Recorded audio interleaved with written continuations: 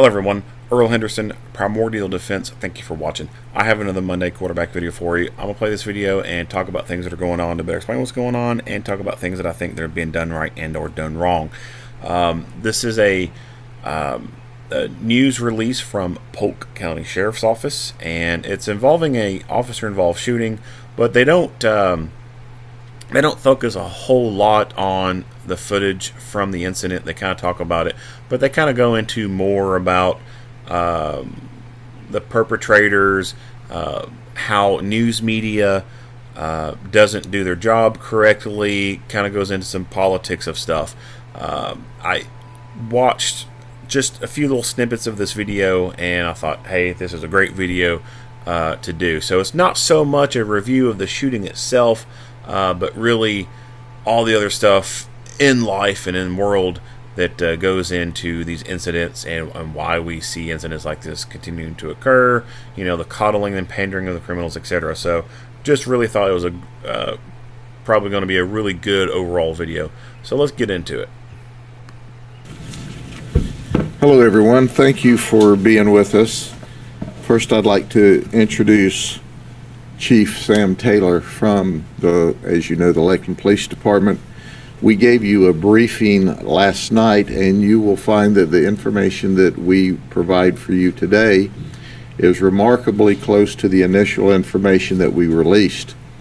Of course, any information we release this early after an investigation of this magnitude is subject to modification because our detectives are still actively working this event. But before we start, let me show you some brief clips of. First clip will be the initial find where the officer heard shots fired, saw them as one of them was running back into the car. Then there was a short pursuit.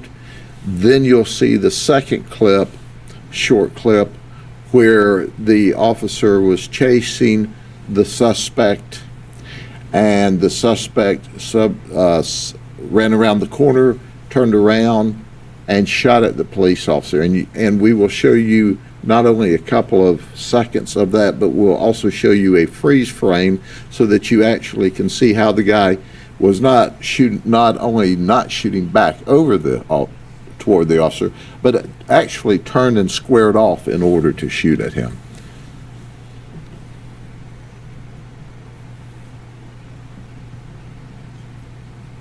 Okay, this was the initial shooting that he heard, and as you see, our suspect, even though he was commanded to stop, he jumped in the car and off they fled. This was from the initial shooting. And this was called in as a dangerous shooting.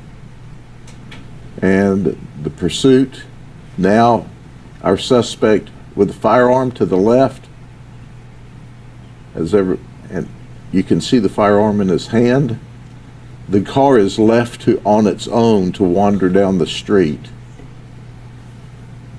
and sideswipe some innocent person that's just trying to get home from work. And the next clip, now the officer is pursuing our suspect with the gun, Dalmas. And you see the dirt fly up. That's when the officer is shot right there. That's when our officer shot. There's the freeze frame to show how he turned all the way around 180 degrees in order to shoot at the officer. And that shot is what hit the officer in the foot. So I first wanted you to see that. Now, as everyone knows, we're doing Facebook Live, and that's important. And the reason it's important today... All right, so before we get into this part, which it gets good, let's go back into the video itself. So this officer, I guess, was just out doing normal stuff, you know, patrolling, heard shots being fired, and comes across this scene right here. So it seems like these people were doing a shooting. I don't know who they're shooting at. We saw him kind of running from here to over there, so I guess they maybe pulled on the street. He went out did his shit over here. Okay, this was the initial shooting that he heard, and as you see, our suspect, even though he was commanded to stop, he jumped in the car, and off they fled. This was from the initial shooting. And this was called in as a dangerous shooting. And so that looks like the driver who's bailed out of the car and is running down this way. Now, this guy bails out the back passenger. We saw him was the one getting into the car when they pulled up. So he's bailed out, and the passenger up front here has bailed out. Now, our suspect with the firearm to the left. So at this point, this guy having a gun, shots been fired. Like, he's been shooting at people. He's now running. He is armed with a gun. 100% this officer would have been justified in using his car to run this motherfucker over. 100% justified. This would have been Tennessee versus Gardner, in my opinion. And aside from that, if even not even invoking that, it's just this officer would have a reasonable fear that this dude's about to hurt him. He's going to hurt someone else. He was just actively trying to hurt people. Hell, for all this officer knows, this guy may have actually just killed somebody. So, definitely think that this officer would have been justified taking this car and running it up this dude's ass. And I think he would have been justified. I think that's definitely what he should have done. He should have just turned that wheel and ran this motherfucker over. And you can see the firearm in his hand. He's lucky. God damn, he is so lucky. As this dude spins and turns, that he just didn't fucking point it through the driver's side window and pop this officer in the face.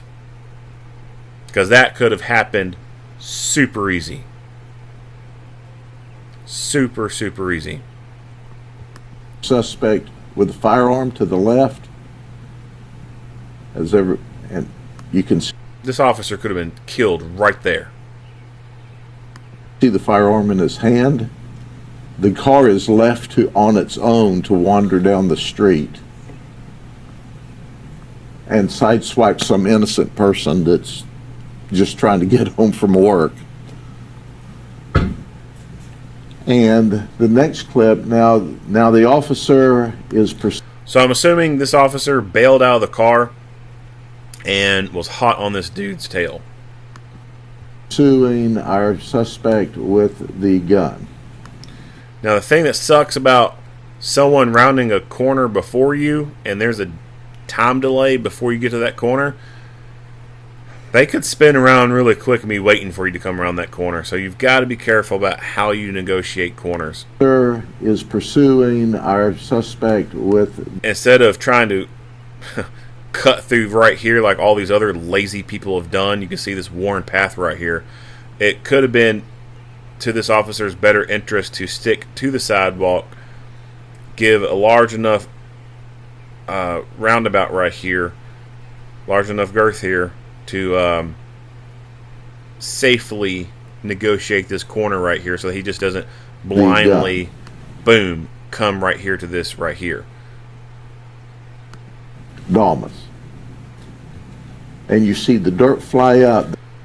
And so this guy, he is, boom, setting up ambush on this officer. He's getting turned around, and he is waiting for this officer to come into his sight so he can ambush him.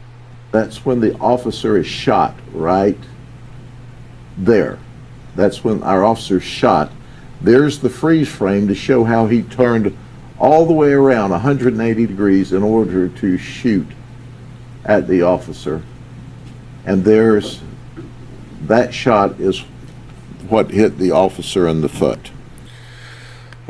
So it doesn't, I don't know if this officer tried to continue going after this guy or if that round to the foot caused him to be completely immobilized, unable to run anymore. I don't know. I don't know if this officer, sounded like he said the officer fired. Doesn't seem like his fire hit the bad guy or not. that happens, especially when you're dealing with pistols. It's hard to get hits on pistols sometimes under stress. They're just very short barreled. The littlest amount of movement, just merely pulling the trigger, can throw your shot placement off. So it is what it is. It sucks. But going back to what I was saying, I think that officer should have ran this motherfucker over, and that problem would have been solved. Problem would have stayed solved. This officer came so close to dying twice. First time when the dude did an about face right there at his driver's side door and could have popped him in the snot box, and then right here when he got I wouldn't say he got the drop on him, but he kind of got on him pretty good. This officer's lucky. This officer probably needs to go try his hand at playing the lottery because he's lucky. All right, so now this video is going to get into some good territory. Let's watch the rest of it. I like this judge, or not judge. I keep calling him judge. I like this sheriff. I really do. I'm kind of jealous that he's not my sheriff. Like, I would love to have this guy in my county being my sheriff. He tells it how it is. He don't hold back. He's not a ride the fence kind of person. Like, he ain't, being all soft spoken. He's telling you how it is. If the truth hurts, it hurts. He don't care. And he is 100% backing his officers. He's a cop's cop. He's a cop's chief law enforcement officer. Like, damn good. And it sucks that he is only in a position of power for that county. Like, it would be great if he could have a position of power that had more influence over a wider area. Like, it would be awesome if he could be like a state police commissioner or whatever, that state's top, law enforcement officer for the state police is. Like, that would be great. Like, he would be a great leadership under there, which I don't know anything about Florida's, state troopers or anything. They may have just as good leadership as what he provides. But like, I wish there was something at the national level. Like, I wish that there was a national sheriff that kind of like dictated to, the rest of the sheriffs in some way, not like totally and completely, but like had something at a national level that could like provide some great influence, because I think this dude has so much more potential than being just a county sheriff. Hell, I could see being a senator or something like that. Like, he's got what it takes. He's got the right mindset. He's a person that you want in a position of power, because he's going to be doing the right thing. All right, let's move on. So I first wanted you to see that. Now, as everyone knows, we're doing Facebook Live, and that's important. And the reason it's important today is because the news stations and the television are going to blur out the faces of these folks that are under 18 years of age, because they don't want to hurt the little darlings who are, by the way, shooting at the cops, shooting at the neighbors, stealing stuff. So they've got this silly policy where they won't run this stuff. So for all of you who watch the edited news, go back to our Facebook and see the real news, okay? I am not happy with that, if you can't tell. I read the morning paper after a guy tries to kill a police officer, and they fuzz out his face because he's only 13 years old with a gun shooting at the cops after he shoots at somebody in the neighborhood. So here you go. Get ready, editors at your television stations, for editing this stuff out. And he is so right. All across this country, the news media is mostly a lot of liberal-minded people, a lot of soft-minded people, and it's just I guess it's just the nature of the work. Like, it's something that liberals kind of gravitate towards because it involves an office job position, sitting inside, not having to do a lot of manual labor, that kind of stuff. Now, I'm not saying all news media is like super liberal, lazy fucktards, but by and large, like, a lot of your media, that's kind of who they attract, is the people who want easy jobs. And these liberal-minded people believe that 13, 14, 15, 16, 17-year-olds are like little 5-year-old children. They think that a 15-year-old gangbanger, a 13-year-old gangbanger who's shooting guns at people, shooting at the police, is no different than a little 5-year-old, and that they're a child. They call them a child. These people refer to these three dudes as children. No, these motherfuckers are not children. They are not a child. A child is someone who has not reached puberty. That is what a child is. These are adolescents. They've reached puberty. I can guarantee you these three dudes right here say they're a man. They will never identify as a child. The only time they will ever embrace that type of ideology of being labeled as a child is if it's going to benefit them, such as in the case of juvenile court. Then they will scream up and down, yeah, I'm a child, I'm a little boy, I'm a little boy, I'm a real boy. Neck tattoos, other tats, guns, drugs, living that gangster lifestyle. Yeah, you're a fucking child, alright. Bullshit. You're not a child. The media, the majority of the media in this country is doing a disservice to the community when they do shit like not show the faces of these little miscreant fucks. And it doesn't help that some states have these asinine laws that helped protect the identity of these little miscreant fucks. You can't go to a juvenile detention website and look at mugshots like you can an adult jail. Most adult jails in this country, you can go look at mugshots online, no problem. You can't do that with the juveniles. Juvenile laws in general, I think, are outdated, archaic, ineffective. They were made during a time where juveniles who committed crimes were committing crimes like stealing cookies and candy bars, or, you know, they might break into someone's home to steal stuff. They might, you know, shoplift, joyriding in a car. There was, back then, you did not see the type of shit going on today with juveniles living the gang life, selling drugs. And I'm not talking like selling weed. I'm like saying they're selling cocaine, meth, fentanyl, you name it. Well, 15-year-olds out there with pockets full of meth and a gun in their waistband. That's not a child.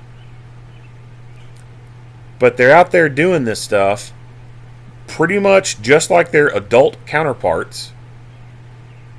But when they get caught, because the way the laws are set up, they get treated like a little 5-year-old. Like they don't know any better. They're just a little child. They're a little bit misguided. And then these states with the juvenile systems that have embraced this trauma-informed care bullshit, they go look at this one of, you know, the dude who did the shooting. They go to him and look at him like, you're a victim. You experienced trauma in your life.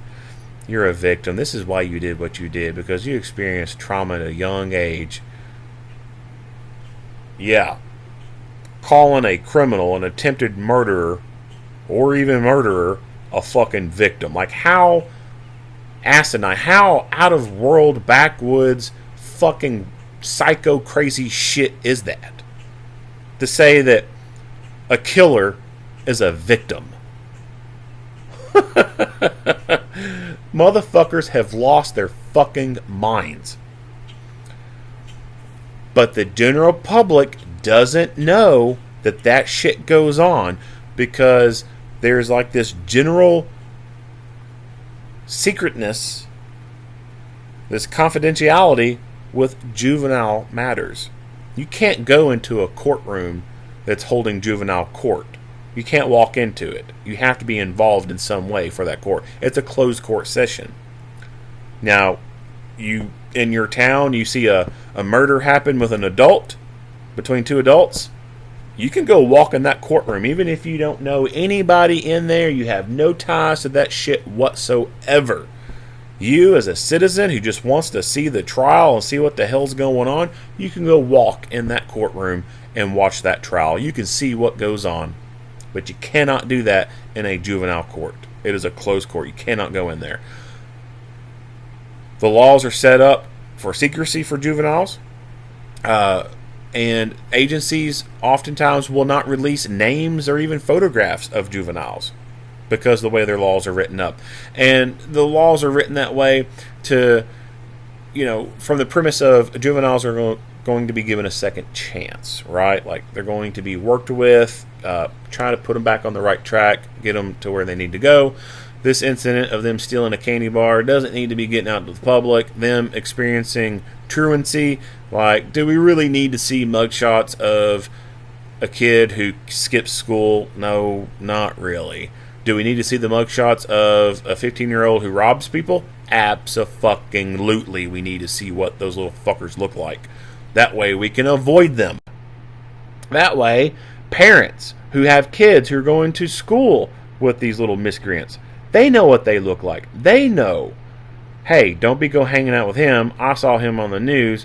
He's a shithead. Stay away from him. But unfortunately, it doesn't happen like that because of the way the laws are. And because of all this secrecy, the public just doesn't know what goes on in the juvenile justice world. And it's not even justice because there is no true justice with juveniles. They don't know that trauma-informed care exists within the juvenile system, and that if a juvenile murders someone or robs someone, attempts to murder someone, rapes someone, they're going to receive trauma-informed care that tells them they're the victim. And they're going to do 7 steps challenges and all this other bullshit for treatment. They're going to be treated, not punished.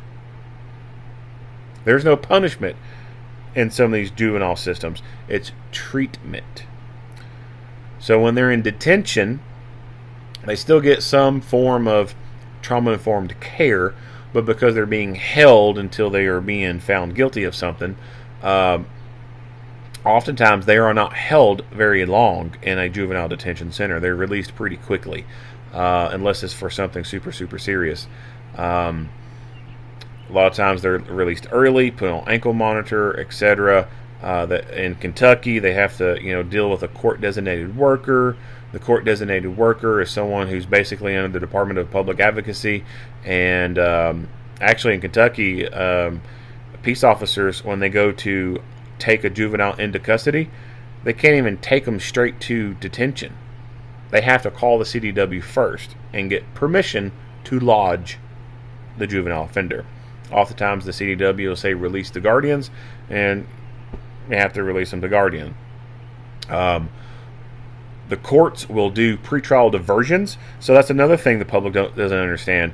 And here in Kentucky, juveniles get an automatic pretrial diversion for up to 3 misdemeanors. Doesn't matter what the misdemeanors they are, they get 3 chances. Automatic pretrial diversion. They get 1 automatic pretrial diversion for a felony offense. They go in and commit a robbery. Automatic pretrial diversion. Doesn't even go to trial. They never get the chance to be pled guilty, nothing. Pretrial diversion. And pretrial diversion may include them going out and going to this court-designated worker's office and no shit, drawing in a fucking coloring book. a goddamn coloring book. 15-year-olds going to the CDW's office with fucking crayons and a coloring book, and that's part of their fucking pretrial diversion. I shit you not. Writing an apology letter, riding ATVs to take a ATV safety course for safe ATV riding and wearing of helmets, writing letters to elderly people in nursing homes, writing letters to veterans, doing some volunteer work, like stupid kiddie shit. That's what they have to do for pretrial diversion. They got to stay in school and not cause any big problems. Like nothing. Like there's nothing to it whatsoever. And the public doesn't know that because none of that shit gets released in any news releases. None of the court stuff is public knowledge. If tomorrow the laws were changed and there was no more secrecy involved in the juvenile system, it would not take long, I think, for changes to be made in the juvenile systems to do away with this stupid shit. There are some juveniles who need to benefit from the current way things are set up. 8-year-olds shoplifting, stuff like that. Yes, I can get behind and I can back up the way the system is right now.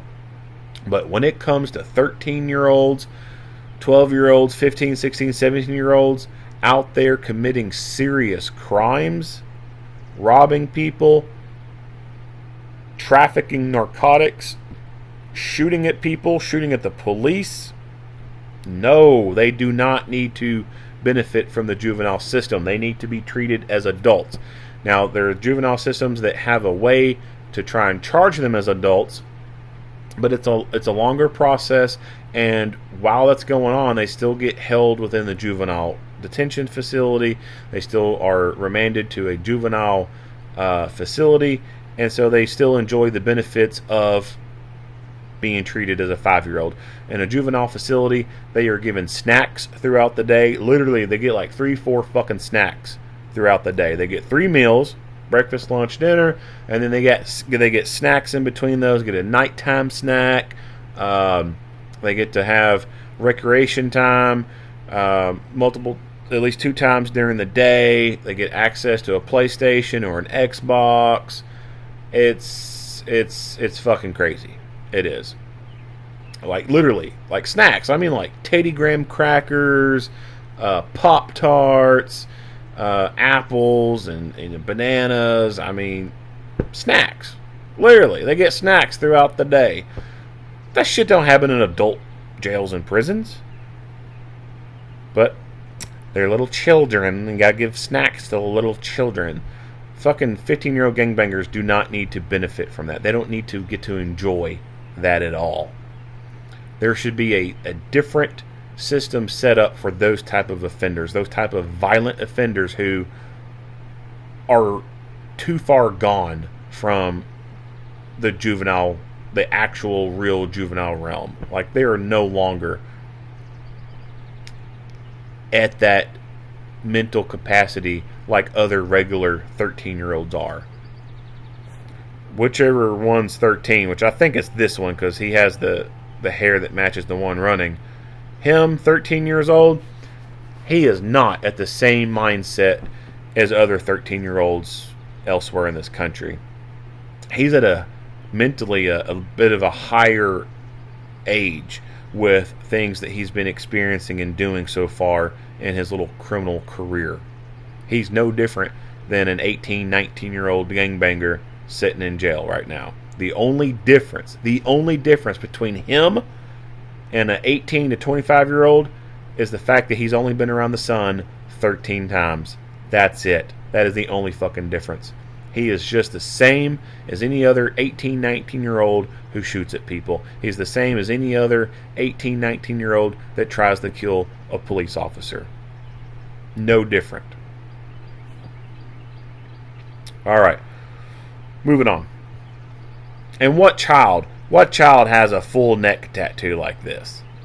Pfft, fucking child. Bullshit. Probably mention it again that I'm not happy with your editorial decision. Shame on you. You're hiding criminals who are shooting at neighbors, who are shooting in neighborhoods, who are shooting at innocent people because you don't want to show their face. And they're felons. They're dangerous felons. So here's what they were doing, so I can give a little color behind your edit. They were riding around in Julian's vehicle. Julian is 19. Wesley, that shot the police officer, is 13, and Leonard is 14. Now, when we talked to you last night, Wesley was in custody. We had just arrested, the police had arrested Julian in the vicinity of the scene where he ran. Leonard ran and got all the way home to West Lakeland before we arrested him later in the evening. He was 14. Now, here's the test for those of you who wonder, okay, if there's 3 people in the car, how many guns are there? Well, we found 2. So who had the guns? The 13-year-old that shot the police officer, the 14-year-old Leonard Spate had one underneath the seat. And here's what we know. The details we didn't release. So Officer Smith is on another call. And he's on this other call, and out comes a dangerous shooting in the 1600 block of Kettles near the Simpson Park. So he hears the gunshots, and he rushes up, and you saw the video clip, where Dalmas is now getting into the left rear seat of the car. And the car speeds off. There's a short pursuit. They all 3 abandon the car to run from the cops. Leonard leaves his gun underneath the right front passenger seat where he's riding. Wesley Dalmas takes his gun with him and ultimately shoots the police officer. And Jermaine Julian, who's driving his mama's car, leaves it to ride off by itself, sideswiping some poor innocent person probably trying to come home from work. So the shooting occurs. And it's much like the chief gave you the rendition last night. Our follow-up is that Wesley Dalmas intentionally tried to murder a Lakeland police officer. But that was only after they were out cruising. You know what they were doing? They were smoking marijuana. You know, that low-level, nonviolent drug. Let me say that again, because you see, that causes the media to cringe every time I say it. They were all riding around smoking that low-level, nonviolent drug that they call it, marijuana. Well, why were they doing that? Because they were looking for an op. You know what an op is? Opposition. You see, here's what we know. We know that Wesley is an associate gang member. See, he's associates of gang members. Jermaine has been determined to be a gang member at 19. Leonard, at only 14, is determined to be a gang member. So they're smoking dope, riding in the car, looking for an op. What's an op? An opportunity to shoot the opposition. And obviously they found them because they shot in the direction of someone. Did that someone report to the police? We have no idea who they were shooting at, whose vehicle, whose house, what person they were shooting at, because no one reported it to us. But alas, they won't report it because they normally don't, because their thought is, I know who the opposing gang member is, and I'll go back and shoot at them later. Well, newsflash, you won't get a chance to shoot at these folks because we got them locked up. So now we know that, as the chief reported, the shooting, he turned and shot. He fled on foot again from the police officer. Subsequent to that, he ran around the corner of the next building and hid behind a bush.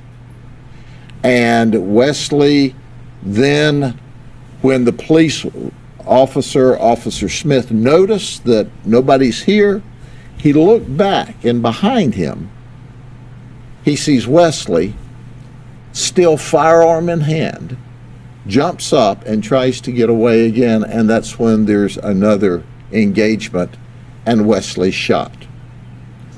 We know this morning that Wesley is shot in the leg, and he's shot in the left thigh and the stomach. We know that he was carrying a Taurus 9mm semi-automatic. We know that when he spun to shoot at at Officer Smith, at the Lakeland police officer, he shot at him 3 times. We also know that the other firearm was a Taurus 9mm as well.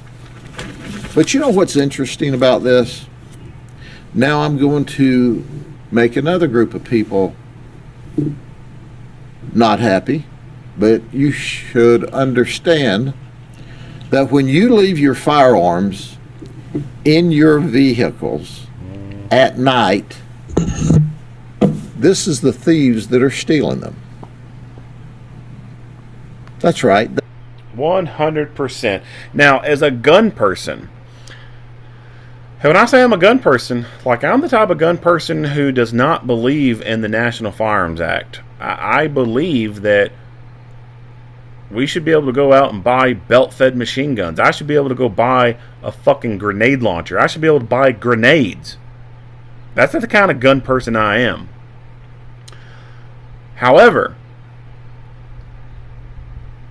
I don't think that it's smart to leave your gun in your car unattended. And I think that is bullshit that people are doing that. That is negligence. And I think that people need to be held accountable for that.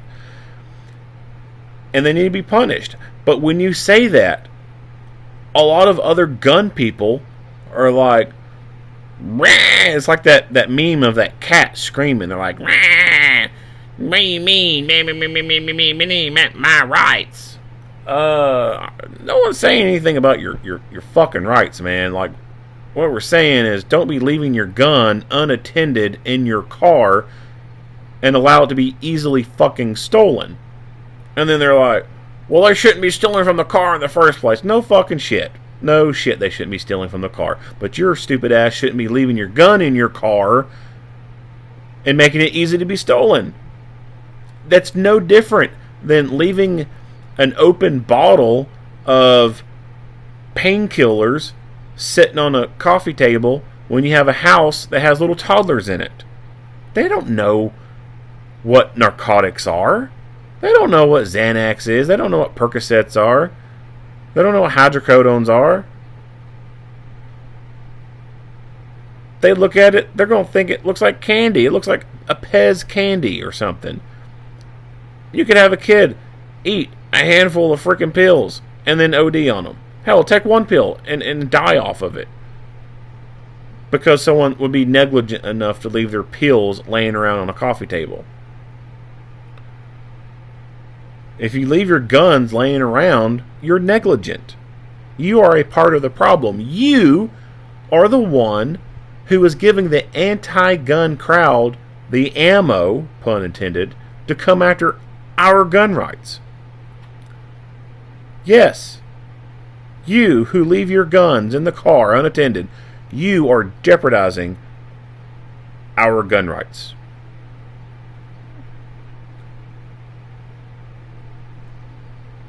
When the anti-gun crowd talks about gun violence statistics, the bulk of these statistics are being driven by little shitheads. That's how they got these. Little shitheads like this. They're going out. They're stealing the guns. They're getting involved in shootings out in the street, shooting each other. That makes up the bulk of these statistics that the anti-gun crowd loves using. And a lot of those are contributed by careless gun owners who leave their guns in their car unattended. They leave it in the center console that doesn't even lock. I don't even know if there's any center consoles on cars that even lock. But they'll leave it in a center console that doesn't lock. They'll leave it in a glove box that either doesn't lock at all or it does have a lock, but they won't engage the lock. They won't take the little key out of their key fob and lock the damn glove box. They just throw it in the glove box, think it's out of sight, no one's going to get it, and leave it. Or they'll tuck it up under the seat, out of view. They'll do that shit, and then they get out of their car and they forget to lock their car. So little hoodlums like this come around. They do what's called car hopping. They go car to car, checking the handles, which one's open. Boom, they get in it. They start rummaging around, finding stuff. And then boom, your gun is gone. Or they just come up and bust the window out. And your gun that's just sitting there, easy to take, gets easily taken. And then gets used in a crime. And those statistics grow and grow and grow.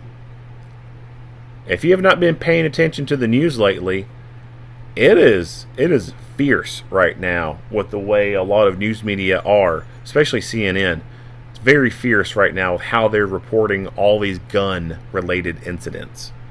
Like, they are, as much as I hate to say it, like, the liberals got their shit together when it comes to working together and being on top of things. Like, they are on it right now. They are. It is a fierce campaign right now with just every fucking news article you come across. Guns, guns, guns, guns. Gun violence, gun violence, gun violence, gun violence, gun violence, gun violence, gun violence, gun violence. It's sickening. Like, I'm getting sick and tired of scrolling through the news feed and seeing some liberal ass news media posting about fucking AR-15 or a gun. It's sickening. But they are all working in this concentrated effort to enact legislative change. They're coming for our guns.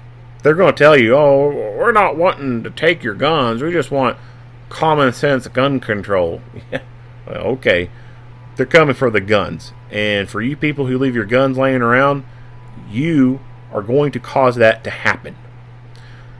So if you leave your gun unattended in your car, you leave home, and you leave your gun unattended, sitting in the nightstand, sitting on the nightstand, on the coffee table, in the coffee table, sitting on the top shelf of your closet, under your pillow, if you just leave it laying like that, you are a part of the problem and you need to unfuck yourself.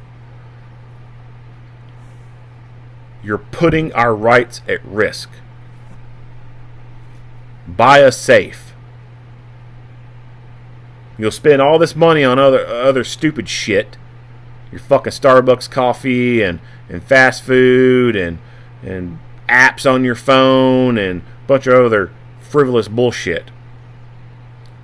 Go buy a fucking safe to put your gun in, to make it hard for little shitheads like this to steal the gun and use it in a crime, and that becomes a statistic that gets added in with all these others and then jeopardizes our gun rights. Moving on. Guns. So far, we've not been able to find where these two Tauruses were stolen from. They're not in the computers, which means somebody's not keeping their serial numbers. Do you know that all three of these people were on active probation? No shit. All right.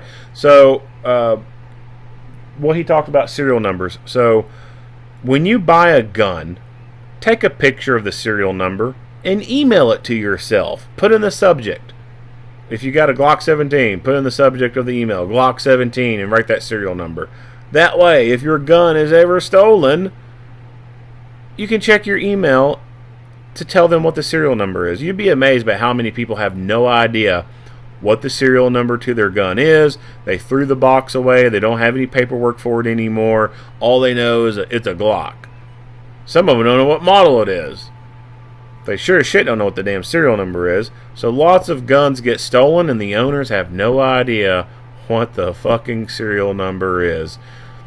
Take a picture, email it to yourself with the name, model, and serial number of the gun, and then voila, if something happens, you can pull your phone out and see what that is. Out on probation. So what I talked about earlier about the juvenile quote-unquote justice system, we'll call it juvenile legal system because there's no damn justice in that shit. Out on probation, I guarantee you they did some serious stuff, but they got a little slap on the wrist and got probation for it. And part of their probation, they were probably supposed to, show up to school, have a curfew, maybe write some letters, drink some chocolate, draw in the coloring book. Yeah. So not surprised at all to learn that they're all on probation. All three of them. What were they on probation for? Well, Leonard was with Wesley the night that they broke into or attempted to break into a car. And it turns out, we told you the victim saw them breaking into the car. It was a neighbor. And sheriff's deputies arrested them. We also reported last night that the gun that they had, they stole in that conveyance burglary. Nay, nay. We've since learned that Wesley brought that gun with him to flip handles and break into the car. So I want you to think about this, ladies and gentlemen. The person breaking into your car, seeking your wallet, your cards, your cash, your guns, this guy, even though his chronological age is 13, he's a hardened criminal who will shoot you, because if you'll shoot the cops, you'll shoot anybody. Absolutely. And he was that night arrested with Leonard, who was 14. One of the conditions of both of their probations, among many conditions, was they're not supposed to be together. Let me think. Were they together yesterday? Yes. Jermaine has a more illustrious criminal history, and that he's been arrested for attempted burglary and loitering and prowling and violations of probation. They've all had violations of probation because they don't pay attention. So who is checking on these people when they're on probation? So in the adult world, you have probation and parole, and they usually fall under the Department of Corrections, the prisons, and they are usually sworn law enforcement officers.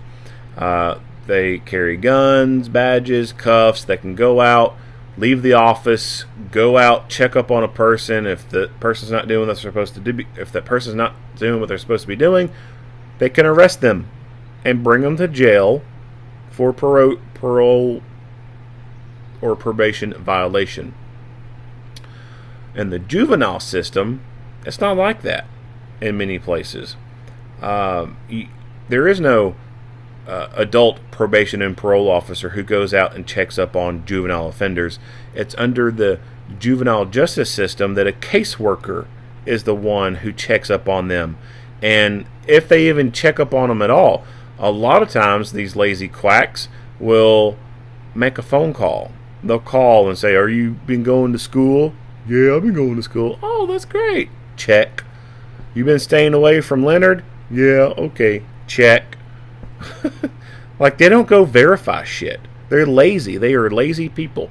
And a lot of the people who do work in the juvenile the juvenile legal system, they're kind of liberal-minded people anyway. A lot of people, they believe that these are children. They treat them like children. They say stupid shit. They just need loving. They just need someone to hug on them and show them that they're loved. They're misguided. Okay, go try hugging on Wesley. He'll shoot you in the fucking face. I guarantee you. So the people who are supposed to be checking on these quote-unquote juveniles, they're not set up like the adult world counterparts. They don't go out and do home visits like they should. They don't press the issues, etc. And especially since COVID has started, a lot of, even in the adult world, there's been a lot of relaxation with home visits and things like that. So just because they're on probation It doesn't mean they're being very actively watched or monitored, or supervised. They just have this title of being on probation. No one really checks on them, and they go out and do whatever the hell they want. Unfortunately, that's happening a lot in the adult world too, especially since COVID has come out.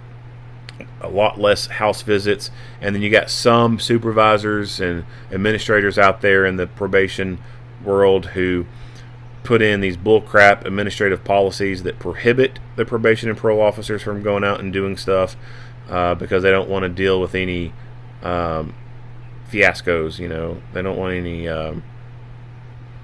big incidents going on that they got to answer to. And you also, here's another thing too. In the probation and parole world, you got a lot of people who they're not meat eaters. Like, they're soft, candy ass motherfuckers, and they're scared of these hardened criminals. They're like, even if they had to go deal with these juveniles, they'd be scared of them. They don't want to press the issue at all. They do the bare minimum. Not all of them, but there's quite a few who are like that. I really think that probation and parole does not need to fall under the Department of Corrections, because when you look at prisons and jails, there's a lot of dumbasses who work in those industries, a lot of lazy people, non-meat eating kind of people. They're just a fucking waste of space. I really think that a probation and parole officer position needs to fall under the control of a state police entity. I think if we had state troopers out there doing probation and parole functions, we'd see a lot different shit going on. We'd see things being done the way they need to be done, criminals being held accountable, and a lot less riffraff out in the streets. He's had 6 arrests in the past, 4 VOP felonies and 2 straight-up felony criminal charges. And these others were arrested that night, and several violations since then. Listen, folks, so let me encapsulate this. They're burglars. They go out at night. They break into cars, open car doors, and take guns. So when you leave your gun in the car, they're stealing it and then shooting up neighborhoods, shooting up other gang members, and shooting police officers with your gun because you're not responsible in how you care for that gun. And I'll give you one little piece of news. They'll also shoot you with your gun that they take out of the car if they get a chance. So these are bad guys. They're bad guys. I don't care that chronologically they're 14 and 13 and 19. These are who's murdering each other in the street. They tried to shoot someone last night. The police standing in the gap got shot, keeping the community and the neighborhood safe. So when you want to protect these people, when they ought to be held accountable, you're giving them the ammunition, you're enabling them to continue on with their criminal conduct and not be held appropriately accountable. The community deserves better, and it needs to start with the media. Okay? Chief. Thank you, Sheriff. Good morning, everyone. I want to give you a brief update on the officer's condition. We touched base with him this morning. Obviously, we've been sitting with him all night long. He had a pretty good night. As you can tell, as you can imagine, rather, he is in asleep as well as you can sleep in a hospital with a hole in your foot. He was shot in the left foot, as I mentioned to you last night, one time. The sheriff showed you the body cam video where that occurred. I also want to talk about the fact that, and I didn't do a very good job last night, I don't think, telling you about the courageousness and the heroic actions that the officer took last night. I was more focused on giving you the facts, but I can't be more complimentary of the way the officer reacted last night. He reacted exactly as he was trained, just as we know that the sheriff's office would react, the deputies would react the same way. Lakeland police officer, and particularly Officer Smith, reacted that way last night. He had an opportunity after he was shot to pull back and set up a perimeter and just let the guy go into the apartment complex. He chose not to do that. He continued to press the issue, and got Dalmas to lay up into the bushes, where he was ultimately able to flush him out and get him in custody after another gun battle. So what Officer Smith did last night was nothing short of heroic, and I'm very proud that he performed the way that we knew that he would when we hired him. So, but his condition is good. We anticipate that he will probably be released sometime today. He's going through a round of antibiotics, and once that is done and the doctors are satisfied with his condition, he'll be released. He does have 2 broken bones in his foot as a result of the gunshot, and he needs a new pair of boots. So I'll probably buy him a new pair of boots. I will buy him a new pair of boots. The suspect, Dalmas, is still at Tampa General Hospital. He's being treated for his injuries. He will be admitted. They've done some evaluations, some tests on him. He's certainly being guarded by a Lakeland police officer right now, and we're sending officers over there to keep a watch on him. But he is a dangerous person. He is a dangerous young man, and even though he's 13, he committed an adult crime, and I agree with the sheriff. He needs to be held accountable to exactly for the crime that he committed.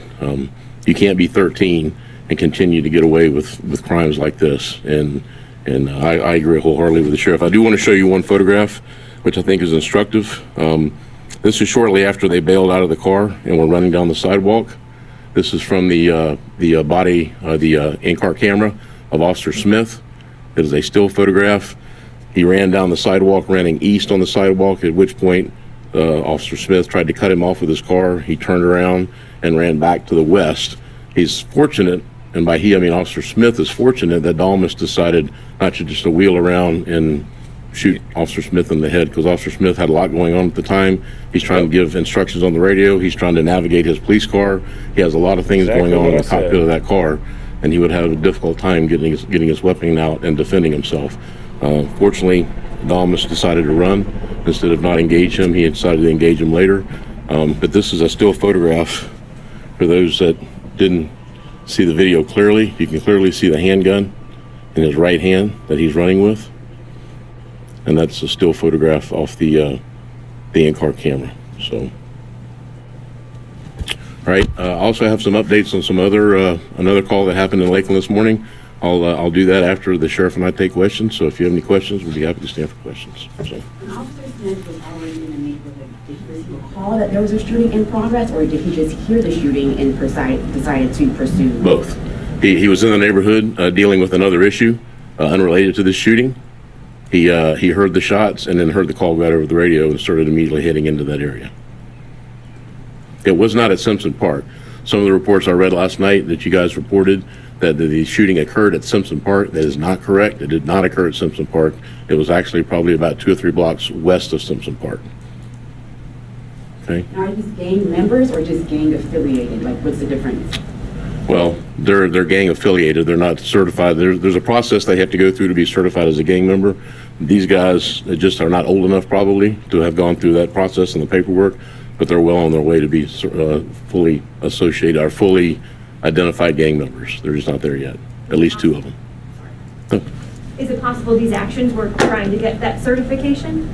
I mean, is this kind of is that how this?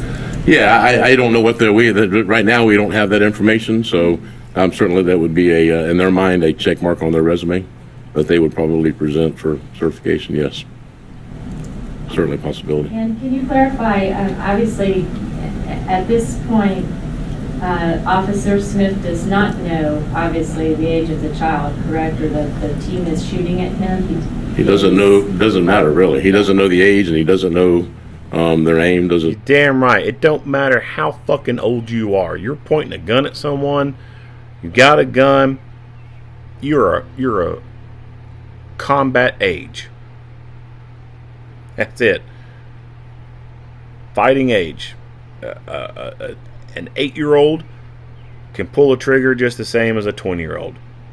13-year-old can pull a trigger just the same as an 18-year-old. The age does not matter. And sometimes, some people you can't tell the age very well on someone. Some people who are younger do have younger, typical facial features. Some of them do not. There are some 15-year-olds out there who look straight on like they're 19, 20, 22 years old. There's just no way to know for sure. And then there's people who are like 21 years old and they look like they're 16. It doesn't know anything about him. Look, Officer Smith just came to work yesterday like all the Lakeland officers do, like all of the Lakeland police officers do, and officers all over the state and deputies all over the state. He had no idea this was going to turn out the way it turned out. He had no idea that this individual that he was chasing. Now, he had a pretty good idea that the guy was violent because he could see the handgun, but he didn't have any idea the guy was going to wheel around on him and take a shot. Thank God he prepared just for that event in case it did happen, and he was able to address it the way he was trained to address it. But no, he had no idea. And you recovered the gun? We did. Okay, and do you know how many shots were left in the gun? Were there any shots left in the gun? I'll leave that up to the sheriff and the investigators to talk about later if they want. So yes, we do probably have a pretty good idea, but they're still trying to firm that up just to make sure. How old is Officer Smith? And was he one of the ones that were recruited from New York? He did come from New York. He's one of the NYPD officers we recruited from New York. And I would get you the age. I would, if I had to guess, based on my conversation with him last night, I would say late 20s, early 30s. Although he may be 50, just a young-looking fellow. So, but anything else? Did you recover additional ammo as well? In the car? Yeah, I'm not aware of any additional ammo that we recovered. So We did recover spent casings from the right front where Leonard Spate was sitting. So it appeared that part of the shots that were fired then or some other time, he was sitting in the right front seat because the casings were all around where he was sitting. And keep in mind, we're still in the initial stages of the investigations. All of those questions will be answered later on. But what should be astounding to all of you, had these violent, dangerous criminals that were under the age of 18 been taken serious on the front end, then this event may not have happened last night. But when it's just like any other person, when you allow them to get away with it and allow them to get away with it, and they are in trouble for a felony, and you give them the gift of probation, and they don't follow the probation, and they don't follow the probation, and they're not disciplined, there's not a line, and they keep doing what they want to do. And yesterday afternoon, they were looking for somebody to kill. Did you hear what I said? And the police officer heard the shots and ran there to protect the community and ultimately got shot himself. But I am sick to my stomach of them going, oh, did you know his age? It doesn't make any difference. If you're old enough to hold a gun and point it at a cop and pull the trigger, you're old enough to be shot or to go to jail. Just saying. Were they dealing drugs? Not at that moment. We don't have any drug charges. They were just smoking drugs and looking for somebody to shoot at 5:30 in the afternoon. Think about it. If you want to talk about chronological age, do you know any children that go, hey, let's get out of school today, get our guns, smoke a little dope, and shoot up some people? These are hardened criminals, and don't be misled by those that want to tell you anything else. And had the people who wanted to coddle them and hug a thug cared enough to give them the services that they needed to get their attention, we wouldn't have been here where they were looking for somebody to kill and then shot and tried to kill a police officer. The only reason Officer Smith's alive right now is he was a bad shot, because he ran around the corner, bladed back around, and ambushed the officer as the officer was pursuing him to take him into custody and to protect the rest of the community from another shooting episode by this guy. Can you explain why he was expelled from school? I don't have any information about school records, and if I did, most of that is protected by law, so I couldn't respond to that if I knew. You confirmed that one of the three individuals lived in West Lakeland.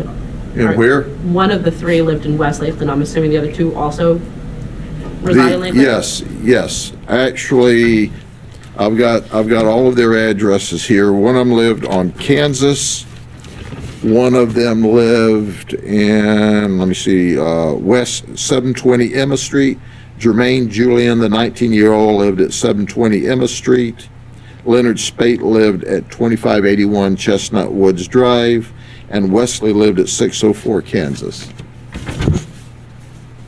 This may be a comment more than a question, but I think the reason why the age is important is that we're all horrified. So I think of a 13-year-old kid in middle school getting detention, and really bad, you get suspension.